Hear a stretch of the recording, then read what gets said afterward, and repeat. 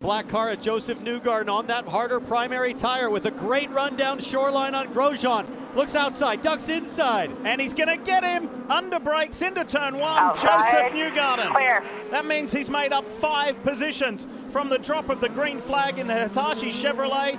And the defending race winner wants to defend that victory. He's on the move. Oh, no, you got a car in the barrier there. Scott Dixon, we saw him tag the wall. We showed you that replay, and now he is in to the tire barrier at turn 8. Braking issue, Hinch. I wonder what oh, Pato, is that is Pato Pato. Award inside? Let's see it from Pato's onboard. And I'm sure Dixon was just surprised. That's a late move. Back to racing in the Acura Grand Prix of Long Beach. Kind of a weird situation because Castro Neves is sort of trapped. He didn't get the wave around, and now you've got Callum Eilon coming out of the pits in front of his teammate. This is going to stack up all the true race leaders, starting with Kirkwood going back. Watch the frustration develop here quickly. Oh boy, did you see Marcus Ericsson get sideways on acceleration there in that white and red Husky chocolate Honda for Chip Ganassi Racing. Sideways goes Canapino. And that allows Elio Castro Neves now to try to get around Canapino. He's going to do it on the outside of turn 6, side by side, as we see one of the McLarens, Pato Award, going inside of Grosjean. Oh, it's on. Slow. Look at this. Down to turn 8. Here comes Award again. Pato Award spins. Ericsson hits him. Kirkwood gets away with it. And Award thought, oh, I got Scott Dixon. Now I can get Kyle Kirkwood, but it was too much, too late. Pressure on Scott McLaughlin. Here comes Colton Herter. Look at this yellow and black Gainbridge Honda. Sweeps around the outside, which gives him the inside run. Doesn't need it. He's already there. Herter past McLaughlin. And look in the background. Here comes Marcus Ericsson as well. And here comes Ericsson looking down into turn 6. No protest from Scott McLaughlin. Realizes you're probably going to lose more time by fighting that for the next few corners than you are just to let him go, take the position, try and get him back through the pit sequence. Look who's in the pit. The 2. That's in early. This is exactly what Kyle Kirkwood wants to see. He's now got to push, be all over that push to pass, try and get as many quick laps as he can, Marty, as we see the number 2 come to pit lane. Fresh primaries going on the 27 car. Kyle is in his marks well. Team gets him going, and he nails it. And Kevin. Marcus Ericsson comes in from second. He's going to primaries. He's back out. He's going to easily beat Colton Herta, who was the only one that had tire choice, but he doesn't feel like he can make the alternates last the rest of the way. Primary Firestones and Shell Fuel, and Herta back out. And coming out of the hairpin is Romain Grosjean and Joseph Newgarden. Look on your screen to the bottom there. Here it is. It's a drag race. Kirkwood is off that pit lane speed limiter. He's going down to the bottom there. Here comes his teammate. Kirkwood's going to beat them both out, and he's on cold tires. Can he hang tough? Can he do what Newgarden did last year? Newgarden behind the Andretti Autosport duo. Marcus Ericsson is the best for Chip Ganassi Racing, and here he is here on the inside of Joseph Newgarden. Man. That's for a spot on the podium. Look out, Andretti. Here comes the Ganassi boy, Ericsson, clear of Newgarden, and now Ericsson can really press the pace. Kyle Kirkwood is your latest IndyCar race winner. He wins the Acura Grand Prix of Long Beach. Let's go, Ron! Yeah! Oh my gosh, thank you so much, guys.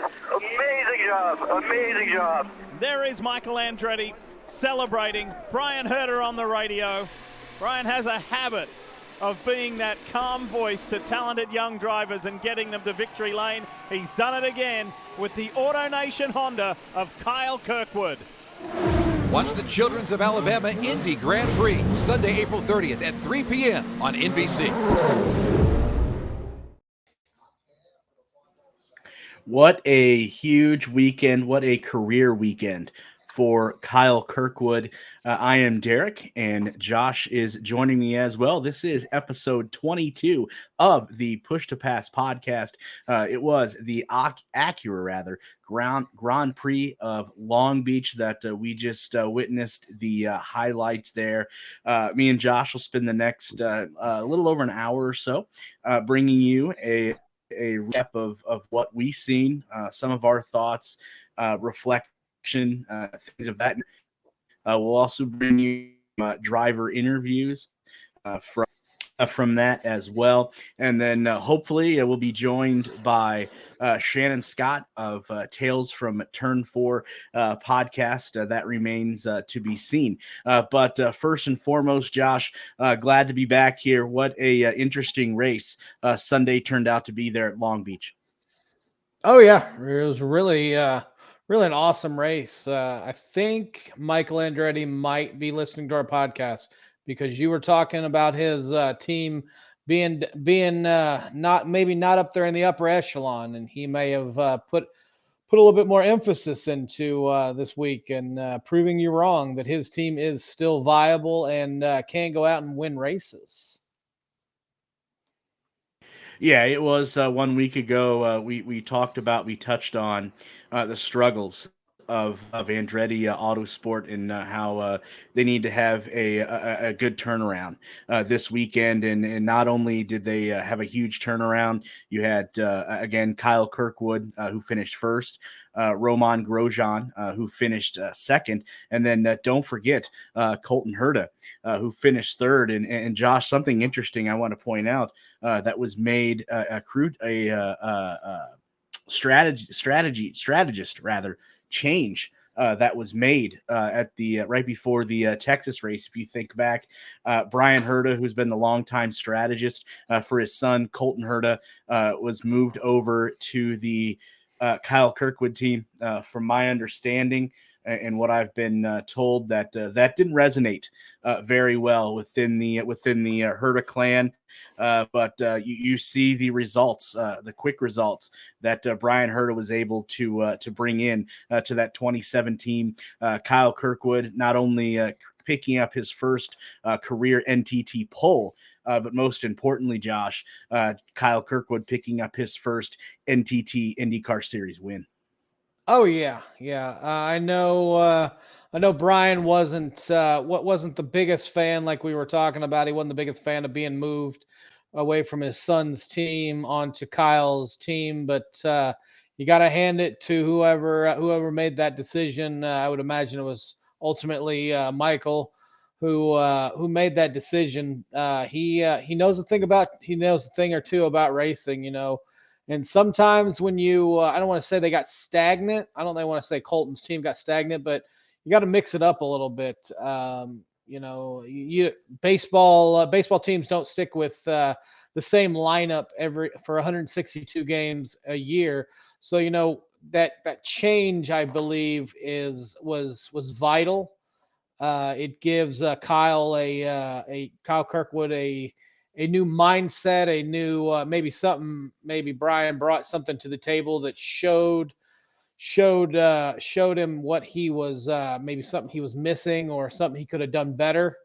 Now they're just going to have to hope that Colton can bring out a win. Maybe he'll grab a pole. Maybe he can grab the Indy's pole, one of the two races. But I think the change is proved to be good and prosperous for the Andretti Autosports team. Yeah, obviously with Kyle Kirkwood, as we said, picking up his first win of the season, but there were a lot of other storylines coming from this race, Josh. Some good, some not so good. We'll touch on that when we get into the news section towards the end of the show. But you touched on Indianapolis, the 500, just a few short days away. I know we got some news today on that. That we'll go over. So interesting that you brought that up. But getting back to Long Beach here a little bit, let's take a look at results 1 through 16, the finishing order just a couple days ago at Long Beach. Let's run through these if you have not seen them yet. Like we said, the aforementioned Kyle Kirkwood, who led 53 laps, ended up being the race winner. He was followed by teammate Roman Grosjean, and then Marcus Ericsson, who, Josh, I think for all intents and purposes right now, I think he learned a lot last year when it comes to points and winning a points championship. I think he took a lot of notes from Will Power, because if you look at Marcus Ericsson so far this year, you want to talk about consistent finishes. Marcus has exceeded that so far.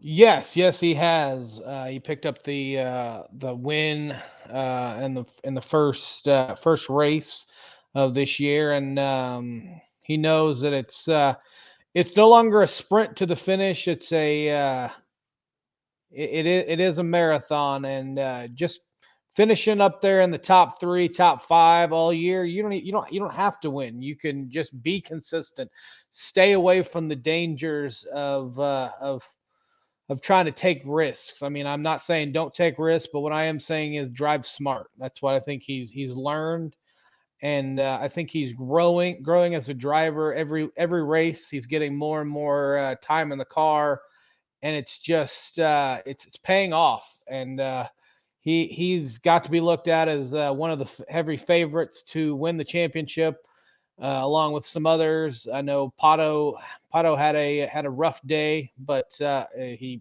wasn't like the other races that he had done this year. He had some more misfortune, but I do think Ericsson is coming on, and I think he's going to be a force to reckon with the rest of his career. Yeah, I think you're absolutely right. And you talk about the rough day Pato had.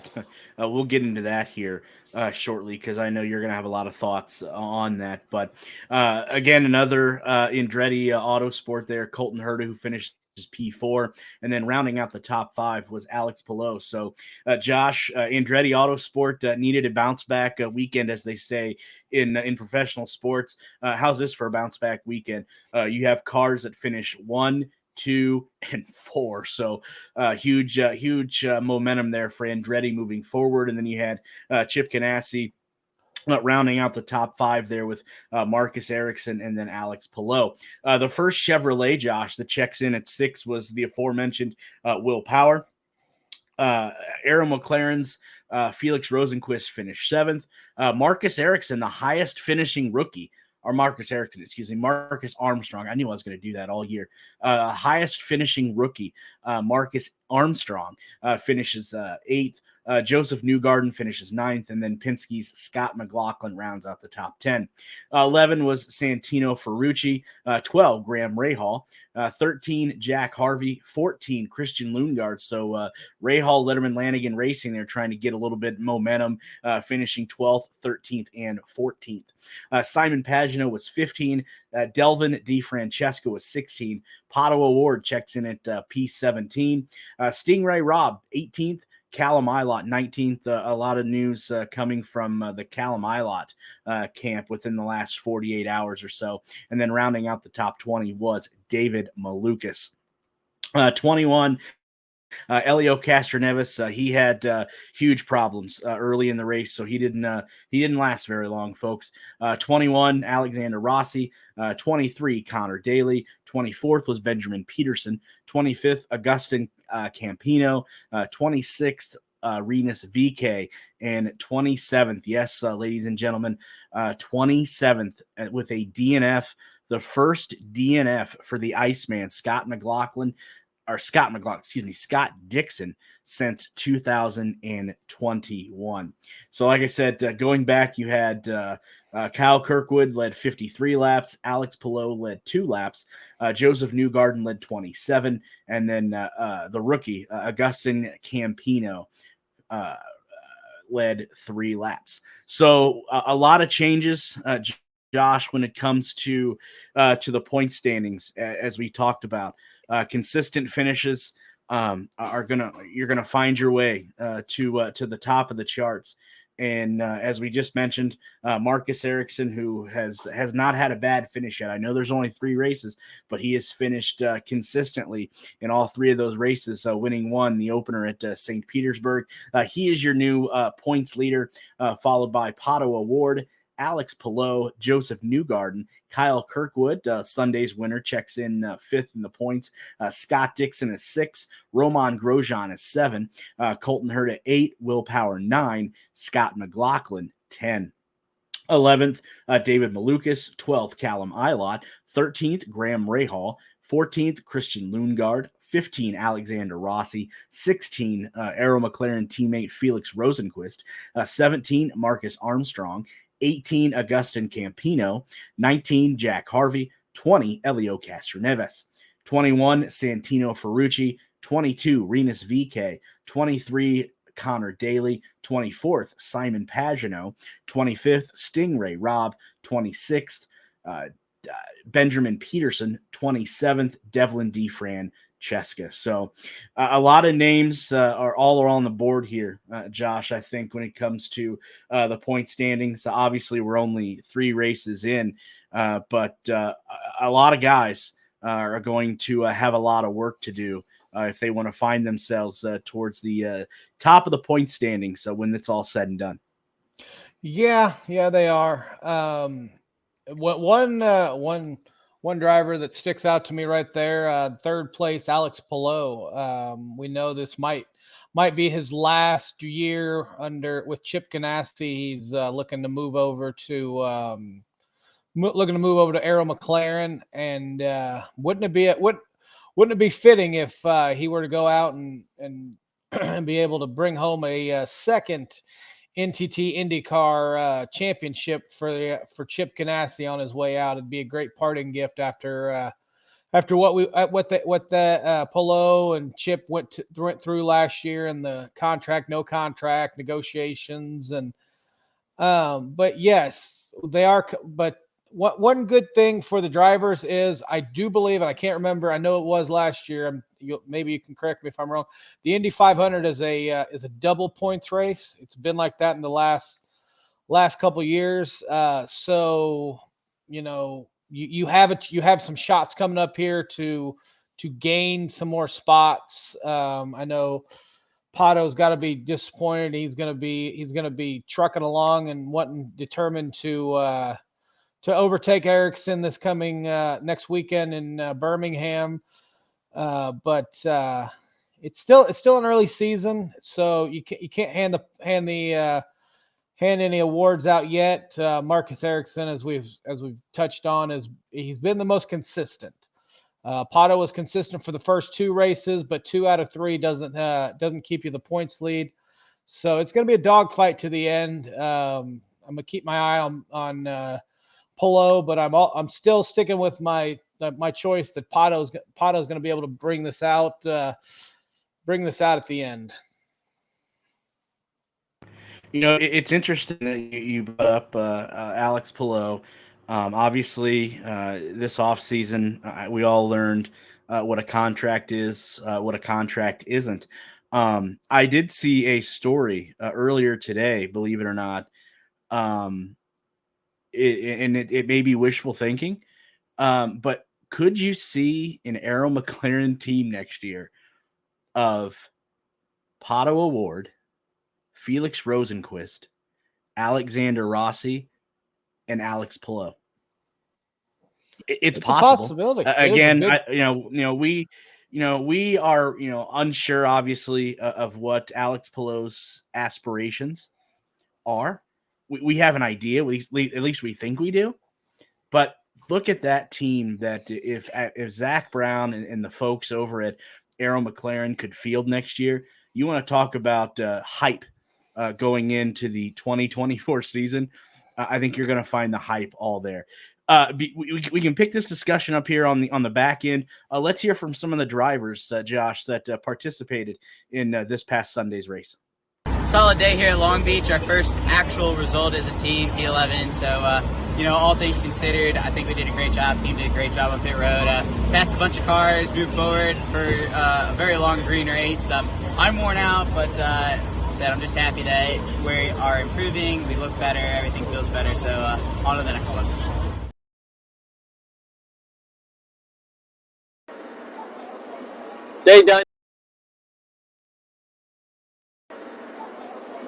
Day done here. The race was incredible. We went forward a few spots, but that was a lot of hard work for just a few spots gained. Huge shout out to the crew. They did a good job keeping me going, and we stayed out of trouble, stayed off the wall. So I'm happy with that. Moving forward, excited for Barber.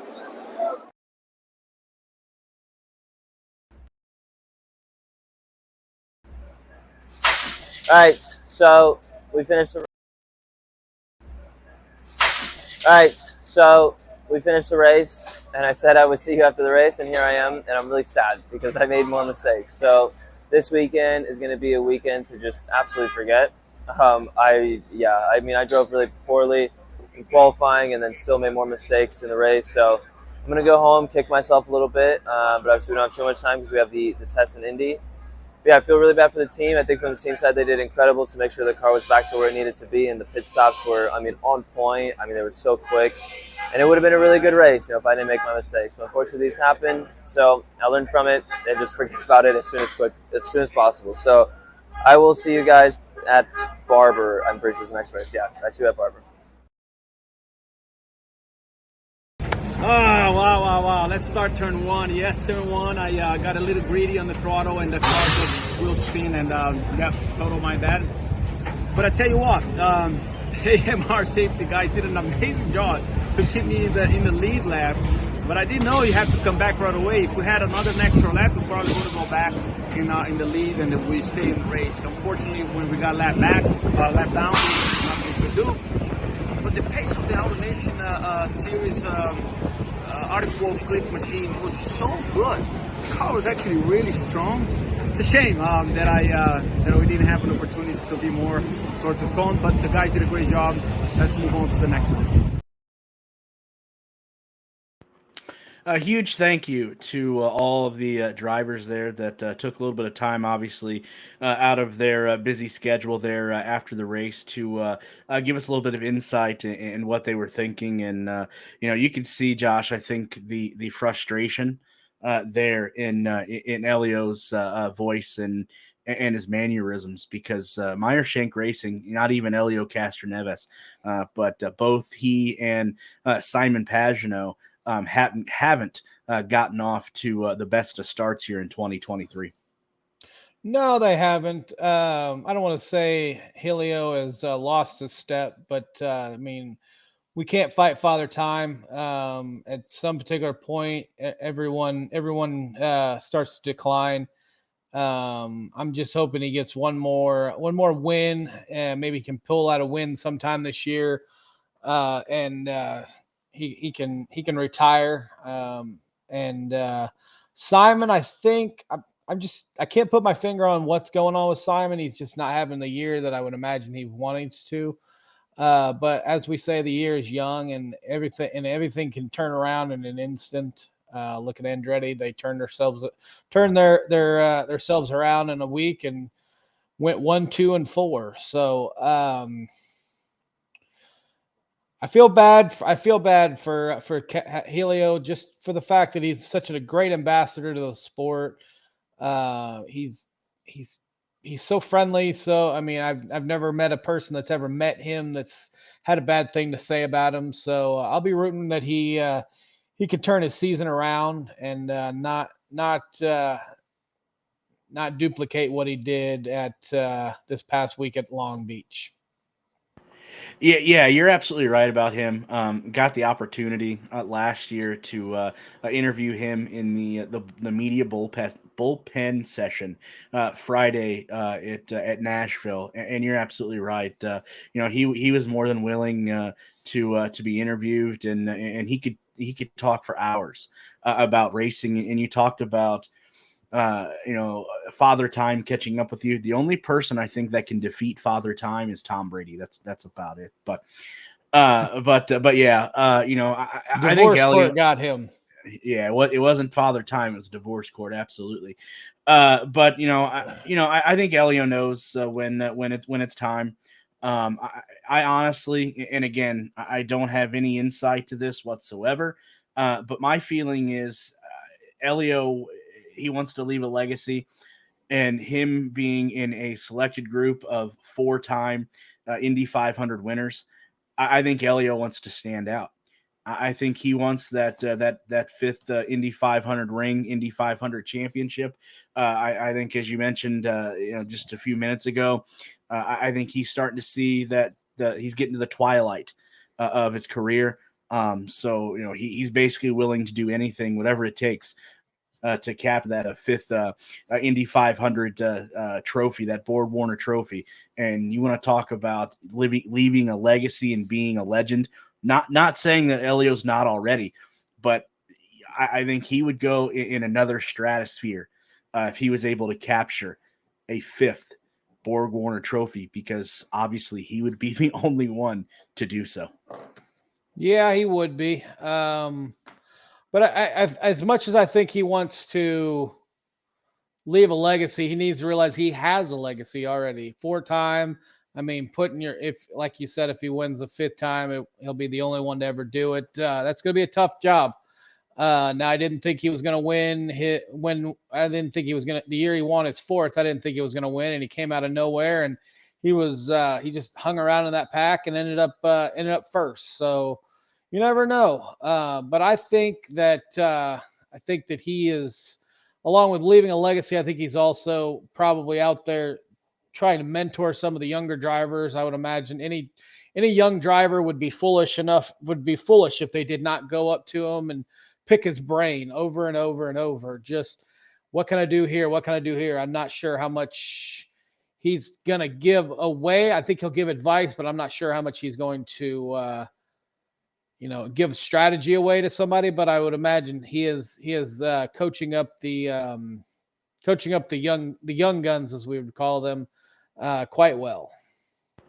Yeah, I think you're absolutely right, and you'd be a fool, like you said, to not listen to the advice on, it doesn't matter if it's Indianapolis or if it's Nashville. I think you'd be a total fool not to listen to the advice that one Elio Castroneves could give to you. One more thing I think we need to touch on here, Josh, when it comes to Long Beach this past weekend. We both go out on Twitter and we make our picks for the race. We both swung and missed. Oh, I missed terribly. I missed. I don't even know if it would say I whiffed. I whiffed it all. Well, I think we both missed on this one, but as it stands, Pato did end up finishing higher, so that got the good guys on the board here. As you see, Josh has gotten 2 picks that have finished the highest so far. You can't tell that he leans towards the Iceman there, Scott Dixon. But I've gotten one. I got Pato Award. Not saying there's any bias there, but I think Josh, this will lead us into one of the stories going forward. And I know there has been quite some backlash that has came from this. I don't know if you want to call it skirmish. But this run-in, this incident that took place on Sunday between Scott Dixon and Pato Award has definitely gotten ugly, especially in the world of social media. And it got so bad, Josh, if you didn't catch, IndyCar had to put out a statement online last night about 10 o'clock or so, which I have in the news and notes section. But what you watched the race, you've seen the incident that we're referring to. What was some of your thoughts? Was Pato in the wrong there for taking, at least to all intents and purposes, taking Scott Dixon out? No, he wasn't in the wrong. I don't think he took him out on purpose. I think it's racing. Stuff happens during racing, and any driver worth his salt is going to try to do everything he can to win, short of intentionally injuring a driver. I don't think Pato did it on purpose. I think they were both racing. They both have the competitive gene. And if you talk to Scott Dixon and the shoe was on the other foot, Dixon would have done the same thing. They were racing hard. Rubbin is racing, as we would know from Days of Thunder. Good old Harry Hogg. But it happens. It's unfortunate that it happened. It like you said, it gave Scott Dixon his first DNF since you say 2012 or so, or something like that. But it's been a long time. So I don't blame Pato, and I don't think Scott Dixon does either. I think that it's just the competitive juices inside both of them. But I will say, I don't think Scott's going to forget that. He's not going to forget what happened, and there could be a little run in later on down the road where where Dixon gets a receipt, pulls a receipt on Pato, and Pato can't get mad. Yeah, I think it's a racing incident. Both competitors were racing, and I know a lot of people didn't appreciate. I think is going to be the right term to use here. The way Pato handled the whole situation, and I think that's what kind of added fuel to the fire, so to say. And again, we'll talk about that more in the news and notes. But I think you're absolutely right. Is Scott Dixon going to let this? Is he going to forget about this? No. He may give him a friendly, racing tap or something to that nature. But it's going to be interesting to see going forward to Birmingham, Indianapolis, Detroit, etc. At what point in time does Scott Dixon see that opportunity to repay, so to say? Pato Award, that's going to remain to be seen. And how I think the better question is how will IndyCar handle this? Will the officials of IndyCar look at this as a Scott Dixon retaliating for the incident that had took place this weekend, or are they going to, again, if it happens, we don't know, are they going to treat it as, well, this is this was as you said, Rubbings racing? What I would like for them to do is just brush it off, as long as it's not an egregious thing where Dixon just runs him into the wall or runs him into a barrier. I would want for them to let him drive, let him play ball. Keep, in another analogy, swallow your whistle, don't do anything, because, like it or not, animosity between drivers sells. NASCAR has their villains. I'm not saying neither Scott Dixon nor Pato Award are any villains, but it's the nature of the beast. If you come in and you start preemptively smacking someone on the hand because they ran somebody, they blocked somebody or something, then you're setting a precedent you don't want to set, because then farther down the road, it may not be Dixon and Award. It could be Grosjean and Newgarden. Something happens and Grosjean does something to Newgarden. Newgarden runs to IndyCar and goes, well, you punished him over there, but you're not going to punish the person here. You don't want to set that precedent. As long as they are not endangering the lives of drivers, which I don't think any of the drivers out there want to go out there and try to hurt any of the other drivers, let it go on. If it gets to a point where it's becoming excessive, that's when you step in. But don't jump right in on the first offense to be like, well, you were retaliating. No, you don't know that he was retaliating. It just looks like that. I had a feeling that you were going to go with the analogy about how NASCAR has its villains. I seen that coming a mile away when you started up the statement. So my question is now, and we've had this discussion before, if there was a driver that needs to portray himself as a villain in IndyCar to get more eyeballs to the sport, who does it need to be? You know what? I mean, I don't know. I don't know these drivers too well. I would say it's got to be either one, a grizzled veteran, somebody that's been around, that can take the attitude of, you all are in my backyard. I built this place. I built this series. I have been here. Get off my lawn. I know more than you. Or it's got to be a young brash kid that comes in and goes, yeah, I don't care how long you've been here. I'm gonna if I have a chance to bump you out of the way and get a better finishing spot, I'm gonna do it, old man. Or in the case of if we have a female driver, old woman, old lady. Well, it's interesting that how you answered that, because the two people that come to mind that would be the Grizzly veteran that's done it all in IndyCar would be the Iceman, Scott Dixon. I mean, you got to have a set to be called the Iceman. And then you talked about some young gun coming in that doesn't give a hoot. Don't you think that'd be Pato Award? That is correct. Those are two people that fit the descriptions of what I said. The only problem is I don't think either one of them are mean enough to be villains. I think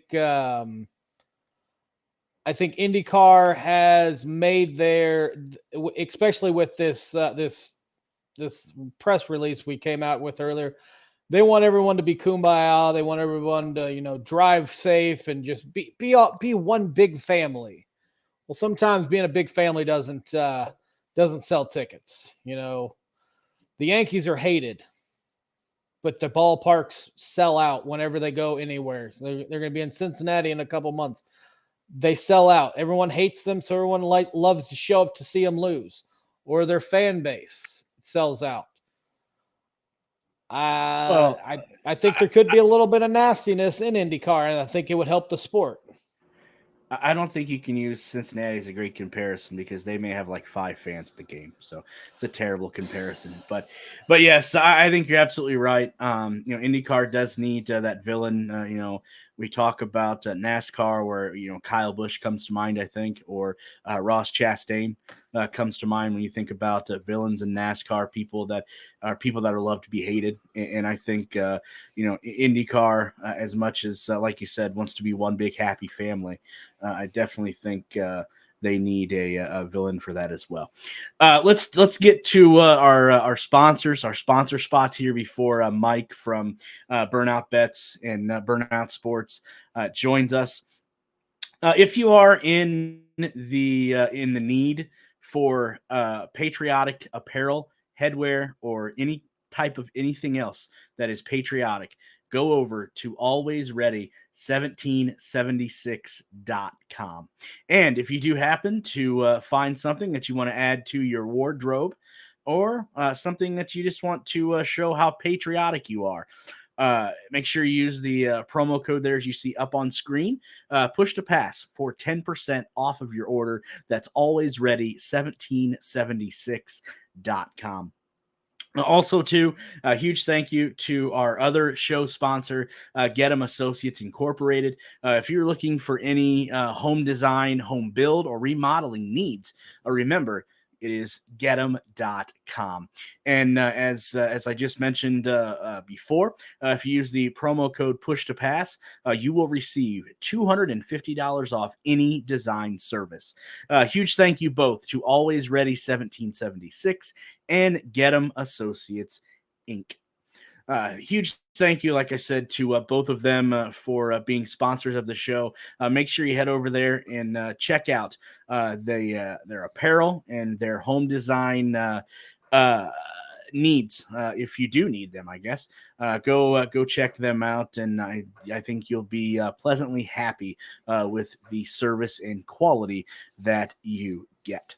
We're about 5 minutes away, Josh, or so, from Mike from Burnout Sports, Burnout Bets, joining us. Curious to see what kind of dough that he racked in this weekend. I know, paying attention to him on Twitter, I think one of the most frustrating things, and I hear it from you, and obviously we hear it from Mike on a weekly basis, is how inconsistent, I think is the term to use, how inconsistent these sports books are getting IndyCar bets out. I know you've been pretty frustrated with it the last few weeks as well.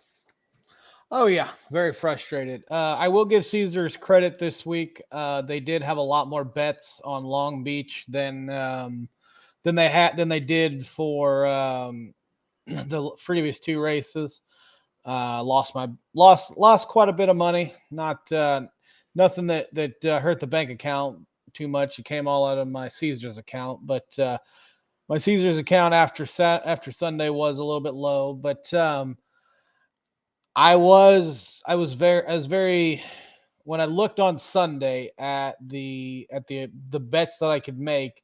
They had some matchups. They had Group A, Group B, Group C type stuff, manufacturer ones. So it's getting better. Maybe somebody from Caesars or somewhere listens to this podcast. I hope, and they saw that they can make some money off of it. And in the future, I'm hoping it's a lot better. It's more. I know Indy is probably going to have a myriad of bets. One thing I don't like is the fact that they wait till Sunday, or that I saw that they waited till Sunday to be able to bet on it. I would have rather bet on some of the early odds, get some better odds, but it's getting better. Little by little, I think it's getting better. And the more and more we preach about it, the more and more Mike preaches about it when he comes on. We can talk about it. I think it's getting better, and it's going to get there. Speaking of the guru Josh, Mike does join us. Mike, I'm kind of curious to hear your weekend last week. I know I don't know if you put money on Kyle Kirkwood, but I hope you didn't put money on Scott Dixon or Pato Award. Almost all of the above. No, it's funny. I tweeted about Kirkwood because there were some sharp racing bettors that I conversed with that were on Kirkwood again after being on him in St. Pete.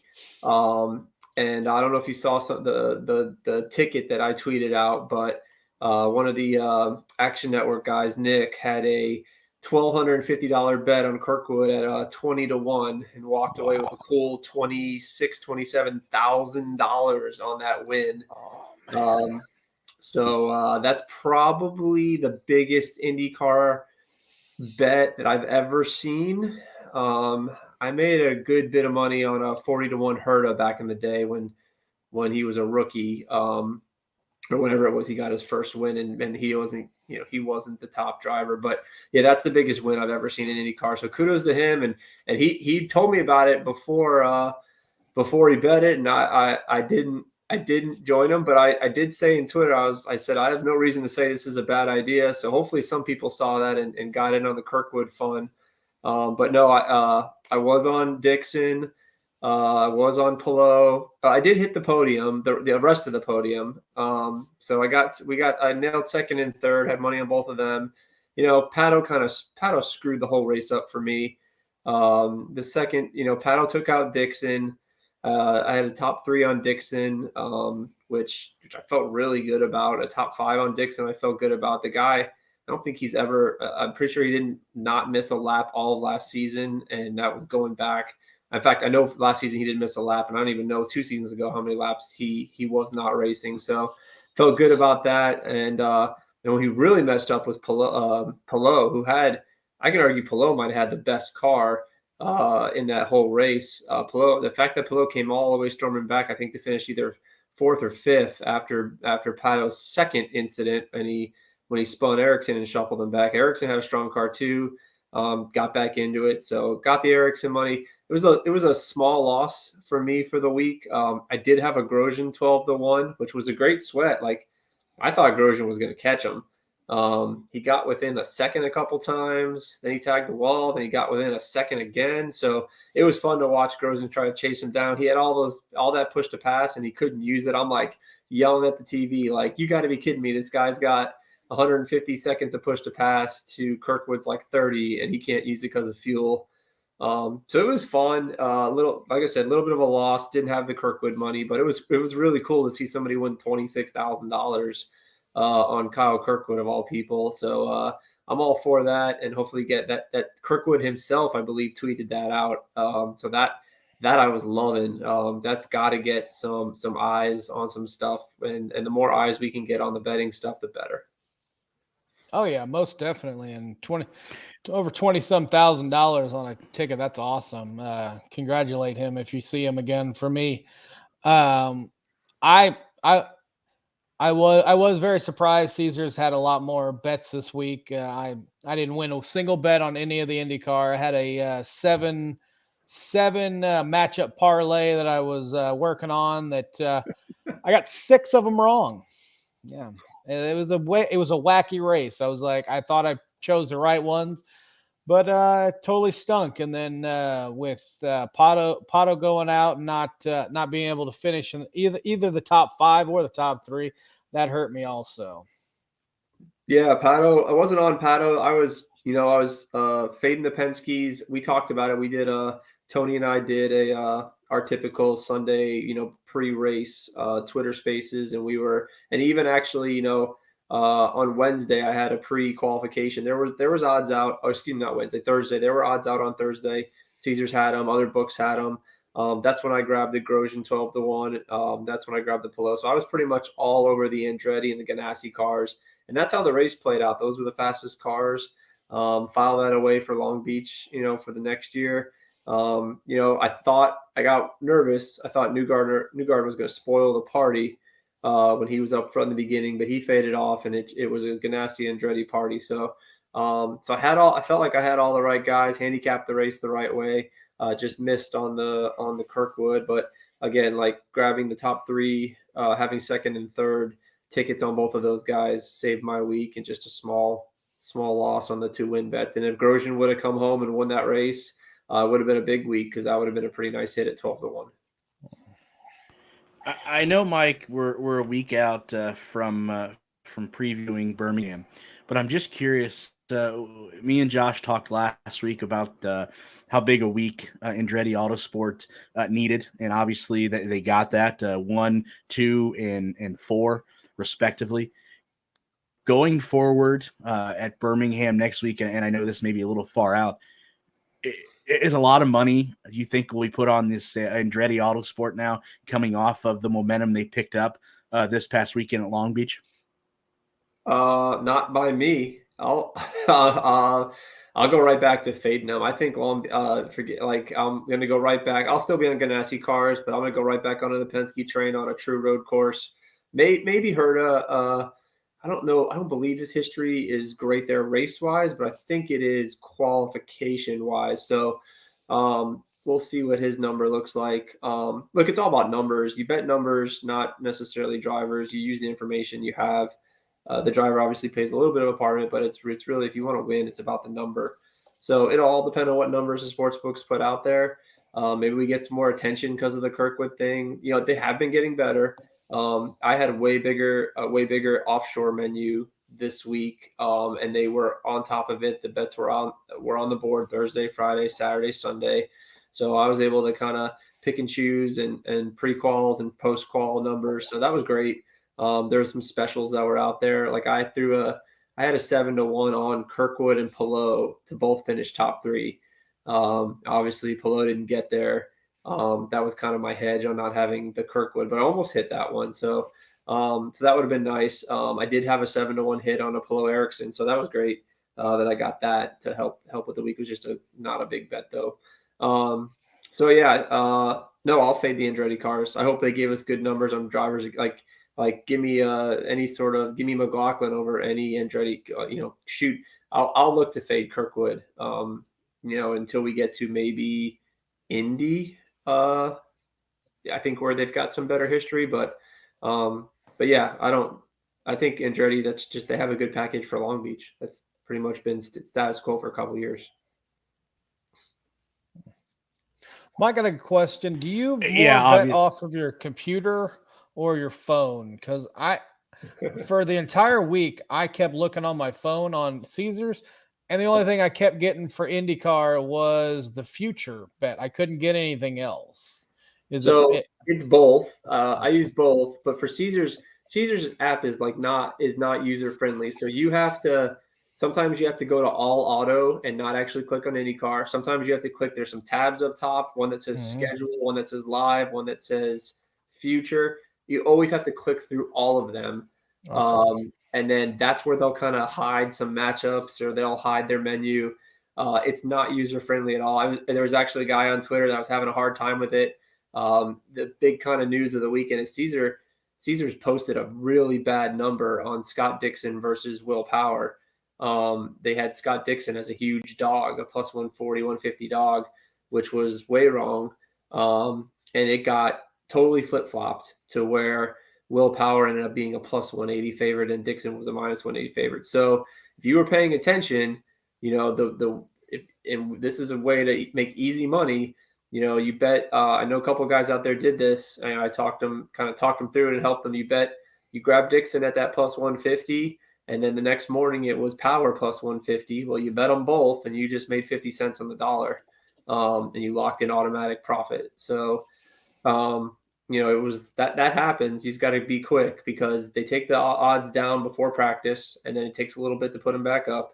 Then they take the odds down before calls. It takes about a couple, after that, it takes a couple hours, maybe sometimes even the next morning to put them back up. But they were pretty quick. Like it definitely gets better when football's not going on and March Madness isn't going on.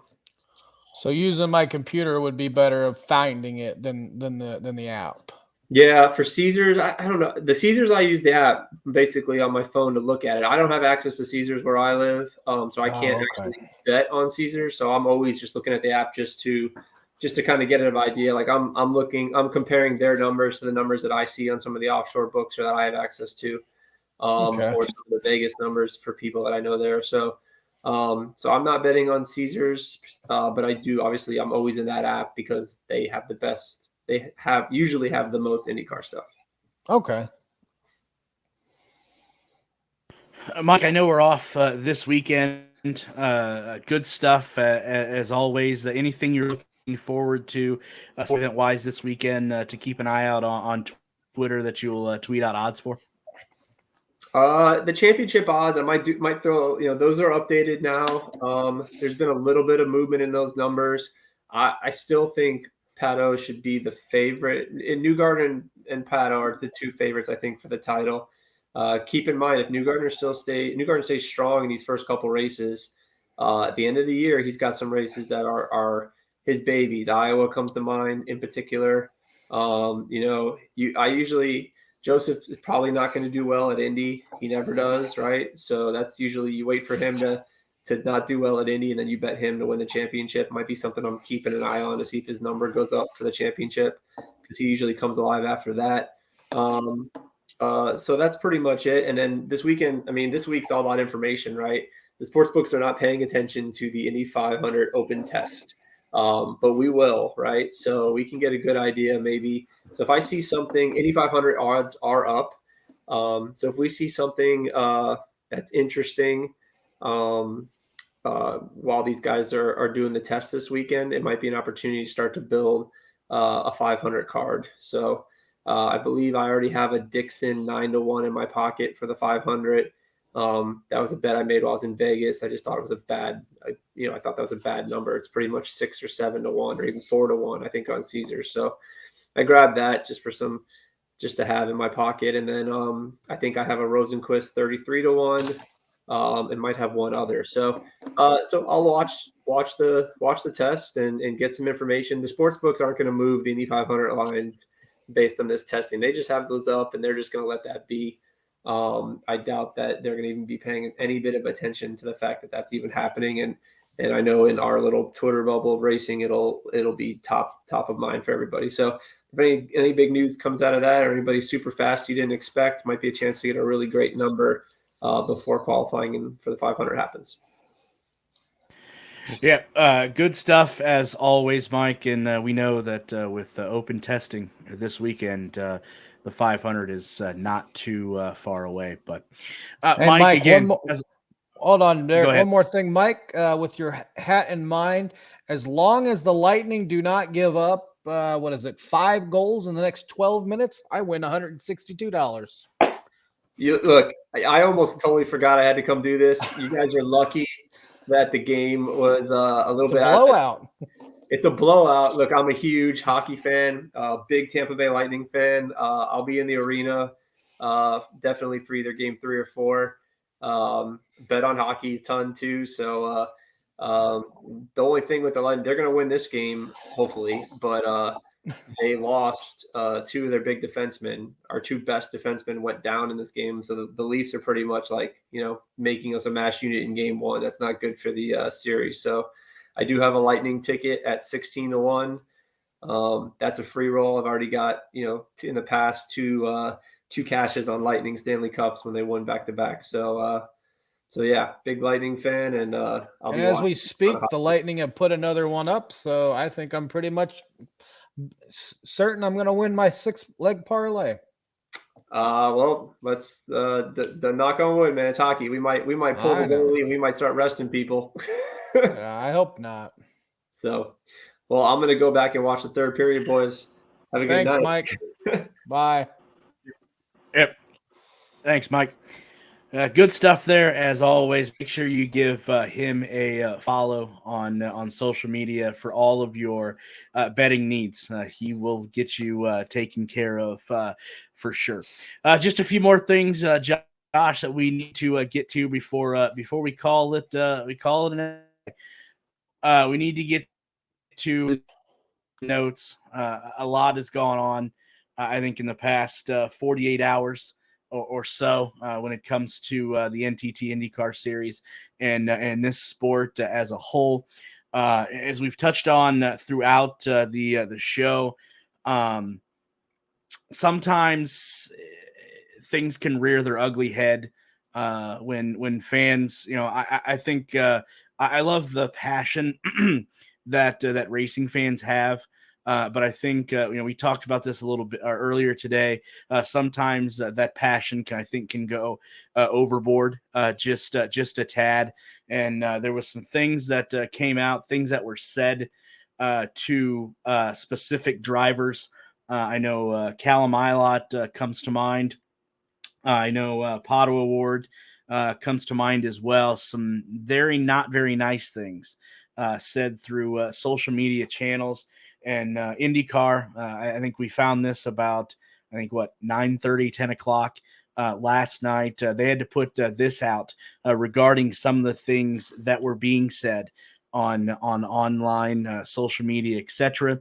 Over the last 24 hours, some of our drivers have been the target of disrespectful and inappropriate online abuse, behavior in our sport. While fierce competition and rivalry will always be a mainstay of the IndyCar racing, it is important to showcase and celebrate these attributes with ultimate respect and concern for the well-being of our competitors. IndyCar is a community that should always strive to build upward with with support and appreciation for one another. Josh, I'll let you talk about this because I know, like I said, we had a discussion earlier today about what is taking place here the last 48 hours. Yeah, you got a bunch of keyboard warriors on their computers typing out death threats to IndyCar drivers, and it's just stupid. I mean, death threats are never good, especially in sports. If you wouldn't go up and say it to the driver's face, don't type it, or anybody. Don't type anything. Just somebody a long time ago I can't remember what celebrity it was, said they were going to come up with an app where it made you wait 5 minutes, and then you would have to go back and read what you were getting ready to post before you posted it. These drivers, they're not out there trying to hurt each other, and quite frankly, they don't care about what your opinion is of their driving.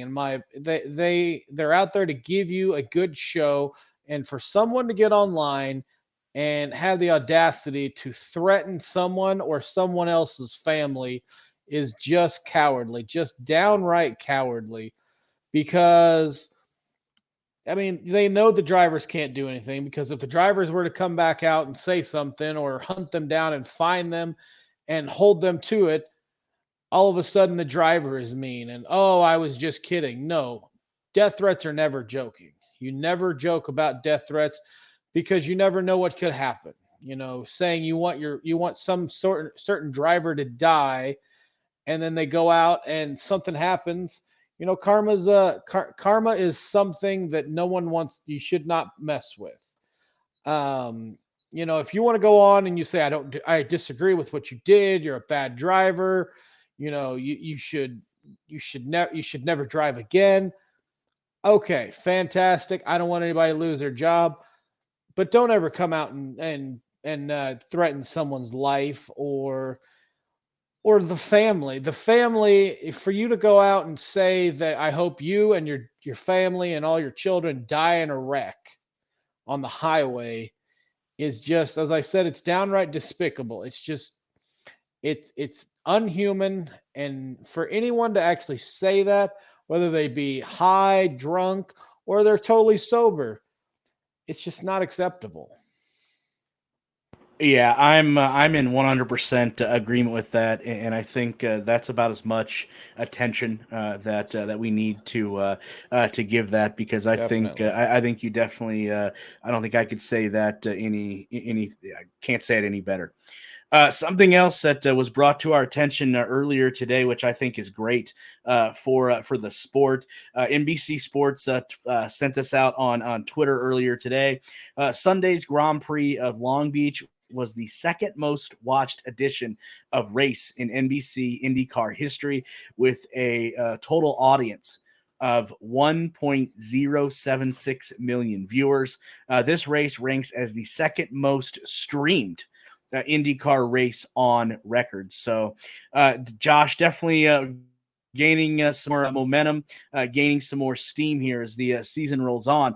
But most importantly, the one thing that we've been harping on from day one is gaining more viewers. And that stat right there, that statistic, definitely backs that up. Oh yeah, it did. It definitely does. I think with the race being out on the West Coast, the race started later, so more people were able to get off church, go have your Sunday brunch, and get home and sit down for the race. I know here in the Midwest, we had a little bit of a freeze. 80 degrees on Saturday and rainy and 40 degrees on Sunday, so that may have helped. But this is a good thing for the series.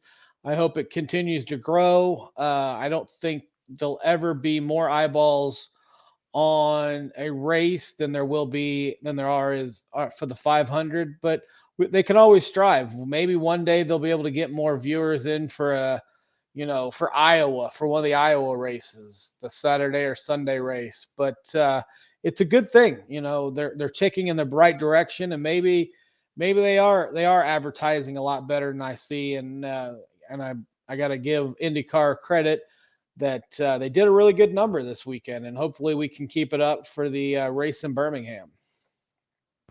Yeah, absolutely. Can't wait to see that viewership, and hopefully it is on the steady incline as this season rolls forward. Josh, we got one more piece of news that we need to get to that we got earlier today. I'm going to turn the floor over to you. Me and Derek got our official emails saying that we have been media credentialed out to be able to go to the 500. So all of May, we will be able to be out at the track whenever it is open with the drivers either testing or qualifying or, carb day. I know Derek's going to be out there on carb day. Unfortunately, I won't be able to be out there. Hopefully he'll be able to take a couple videos and we could put them onto the show. I know we'll both be out there for the 500. Not sure if I'll be able to go to the road course. Hopefully I will be, but I know Derek will be, and we'll be. Don't know if we'll get any live feed from there, but it's going to be a great time. I can't wait. This will be my first credentialed media access to the 500. I've been to the 500 a handful of times in my life, and I've always been in the stands. But from what Derek described to me last year, being in the the press box, as you would say, can't compare. You can't compare it to being out in the out in the stands. It's so much nicer, and it's just a different atmosphere from when you're in the stands, and I can't wait to experience it. Yeah, absolutely. Definitely a huge thank you out to all of the staff at IMS for allowing us the second year in a row to be able to cover this. A lot of things that we'll go over between now and then coverage-wise, so we can bring you the best coverage possible. So a huge thank you out to IMS for that. So Josh, I think we've gotten pretty much everything covered that has happened here within the last 24 to 48 hours. That's going to do it for this episode. Again, huge thank you to all the drivers that were able to give us a little bit of time to discuss their race on Sunday.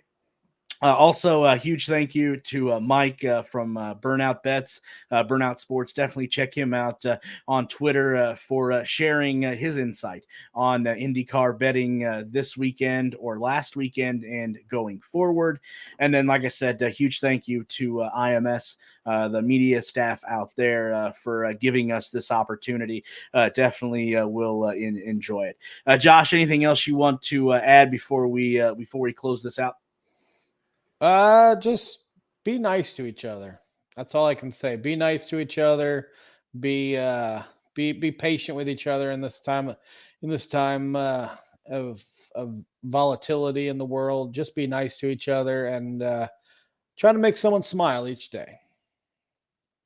Yeah, can't say it better. So for myself, Josh, and everyone else here at the Push to Pass podcast, that does it. And we will be back in 1 week's time to preview the race at Birmingham. So until then, so long, everybody.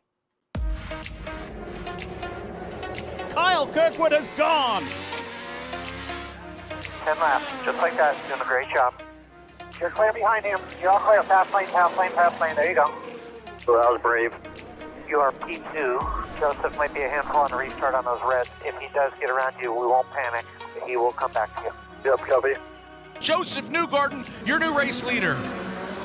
Look who's in the pit. The 2. That's in early. This is exactly what Kyle Kirkwood wants to see. He's now got to push. Just stay on your overtake right now.